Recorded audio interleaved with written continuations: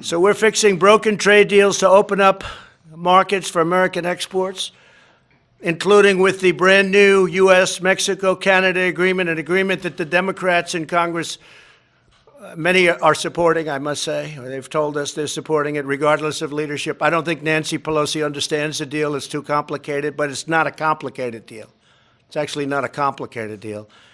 It's a deal that's going to be many, many times better than NAFTA. I consider NAFTA to be one of the worst trade deals ever made in the history of our country. I think the World Trade Organization, Larry Kudlow, may be even worse. Maybe even worse because of what it's done with respect to trade and international trade and trade with China, what it's done for China and how much money our country has been losing to China every year. So World Trade Organization has been really bad, but the NAFTA has been one of the worst deals ever made in trade. Start the clock. Well, they're being very nice to her because they really, she's a mess. Look, let's face it, she doesn't understand it. And they sort of feel she's disintegrating before the rush. She does not understand it. They want to have her understand it before it's finished. It's signed. As you know, Mexico's approved the deal. Canada's approved the deal. And they're waiting to get a signal for her. Now, I would say this, the farmers should start talking to the Democrats in the House. The Senate's ready to approve it, the Republican Senate, but the Democrat House is not. Pelosi does not understand the bill. She doesn't understand it. Even though unions are in favor of it, farmers, everybody just about is in favor of it. It's a replacement for, as I said, the worst trade deal ever made. So she's got to get up to snuff, learn the bill, and by the way, I think she wants to approve it. I think. But so Bob Lighthizer, who you can speak to if you want, he's waiting to get the okay from her to send it in. But we're at a point where we're just going to have to send it in. It's all ready. How long will you wait, sir?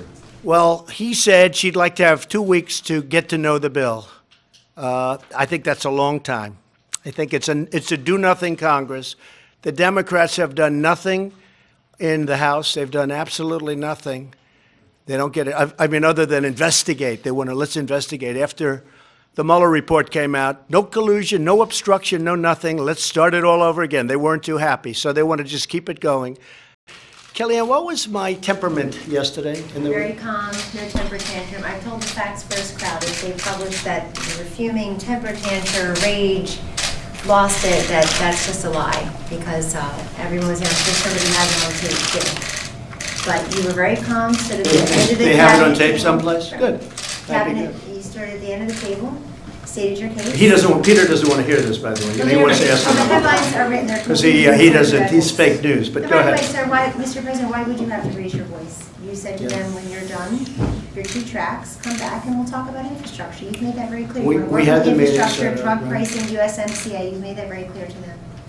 And I just don't know what she's going to do with USMCA. It's going to be one of the great trade deals of all time. And frankly, if we didn't have tariffs, we would never have a deal like this. Because when Mexico said they're not going to agree to certain points, I said, that's okay, we're just going to tariff your nation. We're going to tariff you. Either you're going to agree or not. It's a great deal. In fact, you know, your friends on the other side of the border, they started striking and picketing. So that's usually not a good sign for the other side, right? We made a great deal. But whether or not Pelosi understands it or whether, I don't think she's capable right now of understanding it. I think she's got a lot of problems. Mercedes, you were in the room yesterday. I walked in, and I would say in this voice, I said, not right what you did, and calling a meeting like this wasn't right. And so I said, so I'm going to postpone it or call it off. But you can focus on one thing. You shouldn't go down 2 tracks at the same time because they can't.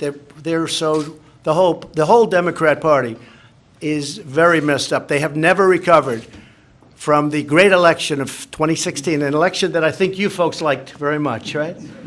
Well, Nancy Pelosi was not happy about it, and she is a mess. Let me ask you this, Mercedes, you're always a straight talker. You were in that room yesterday? Yes, sir. What was my attitude when I walked in? Did I ever scream? No, you were very calm and you were very direct. And you sent a very firm message to the Speaker and to the Democrats. And it's very discouraging and disgraceful to see that the Speaker would decide an hour before coming to the White House to make those comments, call it that there's a cover-up, and then stride into the White House and expect there to be a constructive meeting. You know, we want to solve these big issues of infrastructure. We want to solve these big issues of USMCA. You yourself have tried time and time again to negotiate and work with them on issues like border security, which they call a manufactured crisis. And it's time for them to wake up and to stop waging this political war and these endless investigations and start to really find the solutions that the American people are looking for, that our farmers are looking for. Right. I don't think anybody wants to be impeached, but I'll tell you what. We went through 2 years of Bob Mueller with 18 people that hated Donald Trump. Many of them contributed to Hillary Clinton's campaign, one of them in particular, Weissman.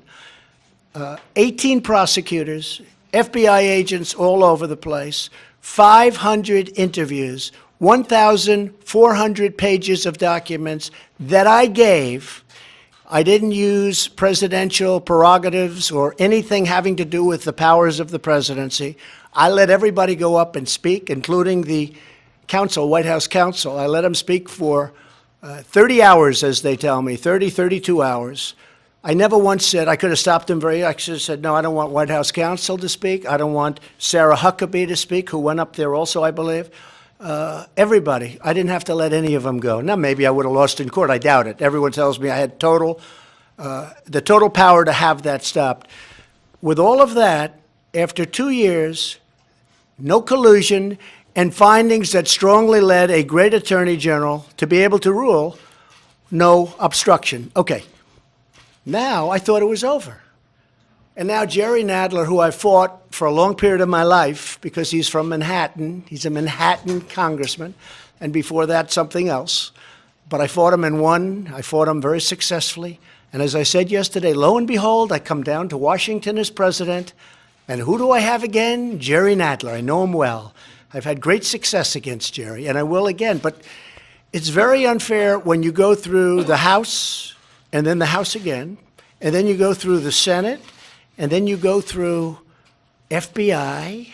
You have foreign countries, it sounds like, involved. With all of this, no collusion, no obstruction, and I thought it was over. And we can focus on the USMCA for the farmers. And instead, they want all the same papers that have just been gone over with. Now, I would imagine that Mueller went over my financials. He spent $40 million, so I would imagine they went over my taxes, my financials, my everything. But now we have to go over it again. I've been doing this for 2.5 years.